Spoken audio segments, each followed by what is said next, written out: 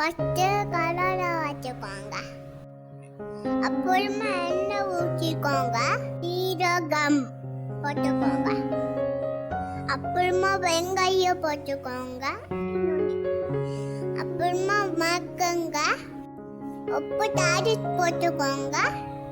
அப்புறமா தக்காளி போட்டுக்கோங்க. அண்ணா கேட்கணும். கரம் மசாலா பொங்க புளிய போட்டுக்கோங்க. லைட்டா பாச மசாலா போட்டுக்கோங்க.